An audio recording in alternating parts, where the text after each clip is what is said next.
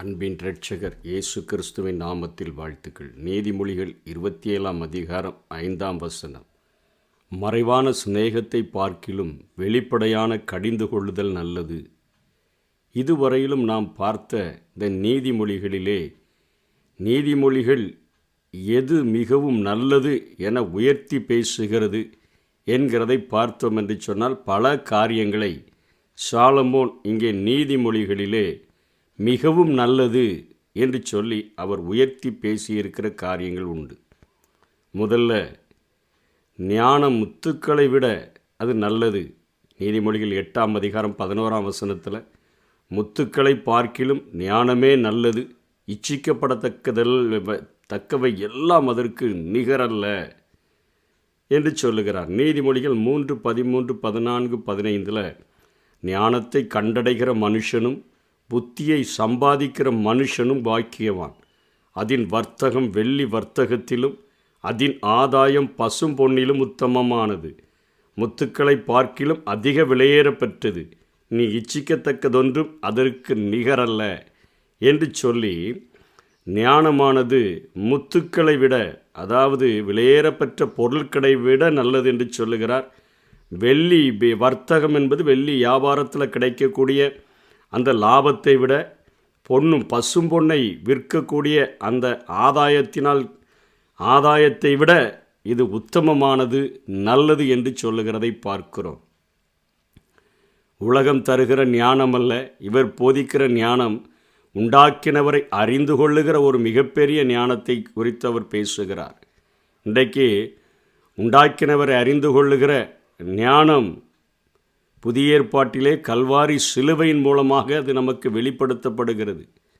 அந்த ஞானத்தை ஒருவன் புரிந்து கொண்டால், என்னை உண்டாக்கின என் ஆண்டவர் எனக்காக கல்வாரி சிலுவையிலே தன்னுடைய எல்லா சொட்டு இரத்தத்தையும் சிந்தினபடியினாலே என்னுடைய பாவங்கள் மன்னிக்கப்படுகிறது, என் சாபங்கள் உடைக்கப்படுகிறது, என் ரோகங்கள் மாற்றப்படுகிறது, என் தரித்திரம் ஐஸ்வர்யமாக மாற்றப்படுகிறது என்கிற அந்த மிகப்பெரிய நல்ல செய்தியை அவன் விசுவாசிக்க தொடங்கி விடுவான்.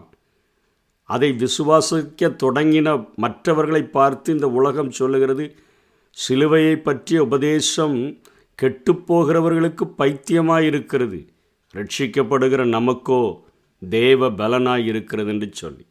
ஆகவே இந்த விலையேறப்பெற்ற பொக்கிஷமாகிய இயேசு கிறிஸ்துவை ஒருவன் அறிந்து கொண்டால், ஞானத்தின் பிறப்பிடமாகிய அவரை ஒருவன் அறிந்து கொண்டால், ஞானத்தின் பிறப்பிடமாகிய இயேசு நமக்குள்ளாகவே வந்து வாசம் பண்ண ஆரம்பித்து விட்டால், கிறிஸ்துவினுடைய ஆவியானவர் மகிமையின் நம்பிக்கையாக நமக்குள்ளாக இருப்பதே அந்த இரகசியம் என்று சொல்லப்படுகிறதே. அதன்படி அவர் நமக்குள்ளாக வாழ ஆரம்பித்து விட்டார் என்று சொன்னால், அது முத்துக்களை விட, வெள்ளி வர்த்தகத்தை விட, பசும்பொன் ஆதாயத்தை விட நல்லது என்று சொல்லி இங்கே சாலமோன் குறிப்பிடுகிறதை பார்க்கிறோம். ரெண்டாவதாக, நீதிமொழிகள் 15 அதிகாரம் 16 சொல்கிறாரு, கர்த்தரை பற்றிய பயத்தோடு கூட இருக்கக்கூடிய கொஞ்ச பொருளானது சஞ்சலத்துடன் கூடிய அதிக பொருளிலும் நல்லது என்று சொல்லுகிறார். தேவ பயத்துடன் கூடிய கொஞ்ச பொருள் தான் இருந்துச்சுனாலும், சஞ்சலத்தோடு கூட நிறைய பொருள் இருக்கிறத விட அதுதான் நல்லது என்று சொல்லி அவர் அங்கே பேசுகிறதை பார்க்கிறோம்.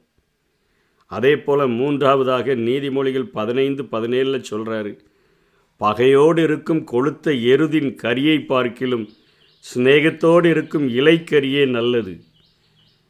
நட்புடனான எளிய உணவு பகையுடனான பெரும் விருந்தை விட நல்லது என்று சொல்லுகிறார். ஒரு சில நாட்களுக்கு முன்பாக நான் அறிந்திருக்கிற ஒருவர் ஒரு இடத்திலே எத்தனையோ ஆண்டுகள் பகைக்கு பின்பாக நட்பாக அவர் மாறி என்னை விருந்துக்கு அழைத்தார் என்று சொல்லி குடும்பத்தோடு கூட அவர் அந்த விருந்திலே கிட்டத்தட்ட அவர் இருக்கிற இடத்திலிருந்து ஒரு 10-15 கிலோமீட்டர் தள்ளி இருக்கிற ஒரு இடத்திற்கு போய் அவரோடு கூட இரவு நேர விருந்து அருந்திவிட்டு தன்னுடைய மனைவி மகளோடு கூட விருந்து அருந்திருக்கிறார், மதுவும் அருந்திருக்கிறார். அருந்திவிட்டு அவர் அங்கேருந்து காரை எடுத்துவிட்டு ஓட்டி வந்து விட்டார். அவர் சொல்லுகிறார், நான் இப்படியாக குடித்ததே இல்லை, ஏதோ நிறைய ஆண்டுகளுக்கு பின்பு இந்த பகையை மறந்து அவர் எனக்கு நண்பராய் மாறினபடியினால் அவரை நம்பி சென்றேன் என்று சொல்லி சாப்பிட்டு விட்டு 15 கிலோமீட்டரும் எப்படியோ எனக்கு என்ன நினைவு இருந்தது என்றே தெரியவில்லை என்று சொல்லுகிறார். ஓட்டி வந்து விட்டு வீட்டிலே வாடகைக்கு விட்டவர்கள் வீட்டின் கேட்டை பூட்டிவிட்டு நேரம் அதிகமாகிவிட்டதினாலே அவர்கள் படுத்து விட்டார்கள். எழுப்பி பார்த்து விட்டு கடைசியாக கேட்டில் ஏறி அப்படியே மேலேருந்து கீழே விழுந்து இடுப்பு முறிந்து படுத்த படுக்கையாக மாறக்கூடிய ஒரு சூழ்நிலை உருவாகிவிட்டது. பகையோடு இருக்கக்கூடிய ஒருவன் விருந்துக்கு அழைத்திருக்கிறானே, எப்படிப்பட்ட காரியங்கள் நடக்கும் என்கிறதை அறியாதவராக அந்த பகையோடு இருக்கக்கூடிய அந்த கொழுத்த எருதின் கறியை, அதாவது நல்ல மாம்சம் சாப்பிடுகிறத சாப்பிட்டுட்டு வந்துட்டு சரீரத்தில் வேதனையை அனுபவிக்கக்கூடிய ஒரு காரியம். அப்படிப்பட்ட ஒரு மிகப்பெரிய ஒரு விருந்தை சாப்பிடுகிறதை பார்க்கிலும் நல்ல வெஜிடபிள்ஸ் இலைக்கறியை சிநேகத்தோடு கூட அவன் வெஜிடபிள் சாப்பாடு கொடுத்தா கூட அது நல்லது என்று சொல்லி இங்கே சாலமோன் குறிப்பிடுகிறதை பார்க்கிறோம். நீதிமொழிகள் 16ஆம் அதிகாரம் 19ஆம் வசனத்தில் திரும்ப சொல்கிறார், அகங்காரிகளையோடு கூட கொள்ளை பொருளை பங்கிடுவதை பார்க்கிலும் சிறுமையானவர்களோடே மனத்தாழ்மையாக இருப்பது நல்லது. அதாவது மனத்தாழ்மை உள்ள சிறுமை உள்ளவர்களோடு கூட ஐக்கியமாக இருப்பது அகங்காரம் உடையவர்களுடைய பெரும் சொத்தை பங்காக கொண்டிருக்கிறதை விட நல்லதுன்னு சொல்கிறார். அதாவது மனத்தாழ்மை உள்ள சிறுவர்கள் கூட பார்ட்னராக இருப்பது தான் நல்லதுயா. மிகப்பெரிய அகங்காரம் பிடிச்சவங்ககிட்ட போய் அவன்கிட்ட போய் நான் அவர்கிட்ட பார்ட்னருங்க அப்படின்னு சொல்லுகிறது, என்னுடைய சொத்துலேயும் அவருடைய சொத்துலேயும் அல்லது என்னுடைய கம்பெனியும் அவருடைய கம்பெனியில் நாங்கள் பார்ட்னராக இருக்கிறோன்னு சொல்லுகிறது, அது நல்லதல்ல. மனத்தாழ்மையாக இருக்கக்கூடிய சிறுவனோடு கூட நீ ஐக்கியமாக இருப்பது நல்லது என்று சொல்லி சாலமோன் சொல்லுகிறதை பார்க்கிறோம். நீதிமொழிகள் 16:32 சொல்கிறாரு, பலவானை பார்க்கிலும் நீடிய சாந்தமுள்ளவன் உத்தமன் என்று சொல்லுகிறார். பெரிய பராக்கிரமசாலியாக இருக்கிறவனை பார்க்கிலும் அமைதியாக நீடிய சாந்தமாக கடைசி வரையிலும் அப்படியே தன்னுடைய சாந்த குணத்தை வெளிப்படுத்துகிறவன் தான் உத்தமன், அவன்தான் நல்லவன் என்று சொல்லுகிறார். பட்டணத்தை பிடிக்கிறவனை பார்க்கிலும் தன் மனதை அடக்குகிறவன் உத்தமன். பட்டணத்தை பிடிப்பது எத்தனை பெரிய பராக்கிரமம் வேணும், எத்தனை பெரிய பலன் வேணும். அதை காட்டிலும் மனதை அடக்குகிறதற்கு அதை காட்டிலும் அதிகமான பலன் வேண்டியது இருக்குது.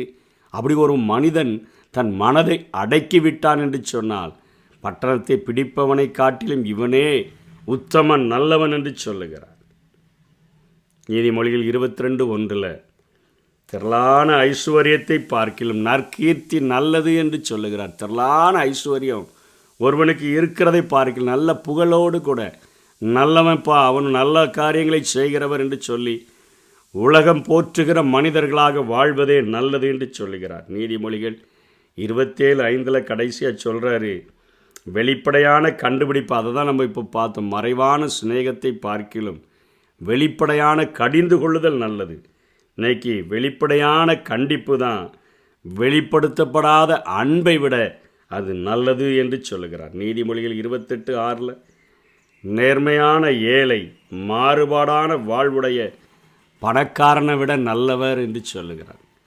நேர்மையான ஏழை நேர்மையாக வாழணும், கொஞ்சம் காசு இருந்தாலும் நேர்மையாக வாழணும்னு சொல்லி வாழ்கிறானே அவன்தான் மாறுபாடான வாழ்வுடைய பஞ்சோந்தி மாதிரி அப்பப்போ நிறம் மாறி தன்னுடைய பணத்துக்கேற்ப நிறம் மாறுகிற ஒரு மனுஷனை விட இந்த ஏழை நல்லவன் என்று சொல்லி நல்லது என்று சொல்லி இந்த நீதிமொழிகளிலே பழமொழிகள் போல எழுதியிருக்கிற இந்த கருத்துக்களிலே சாலமோன் சிறந்ததாக அவர் வெளிப்படுத்துகிறதை பார்க்கிறோம். இன்றைக்கு உலக மனிதர்கள் சொல்லுகிற காரியங்கள் நல்லது நல்லது என்று சொல்லி நினைக்கிற காரியங்களை வேதம் அதை காட்டிலும் மேலானது என்று சொல்லி ஞானத்தையும் தேவனுக்கு பயப்படுகிற பயத்தையும் நட்புடனான எளிய உணவையும் மனத்தாழ்மையாக இருக்கக்கூடிய சிறுமையானவர்களோடு கூடிய ஐக்கியத்தையும் நீடிய சாந்தத்தையும் மனதை அடக்குகிறதையும் நற்கீர்த்தியை விரும்புகிறதையும் வெளிப்படையான கண்டிப்பையும் நேர்மையான ஏழையினுடைய வாழ்வையும் நல்லது என்று குறிப்பிடுகிறது. அப்படிப்பட்ட காரியங்களை தெரிந்தெடுப்போம், விசுவாசிப்போம், ஆண்டவருக்கு பிரியமான பிள்ளைகளாய் வாழுவோம். கர்த்தர் தாமே நம்மை ஆசீர்வதிப்பாராக. ஆமென். விருப்பம் எல்லாமே இயேசுவே நீர்தானன்றோ, என் விருப்பம் எல்லாமே இயேசுவே நீர்தானன்றோ,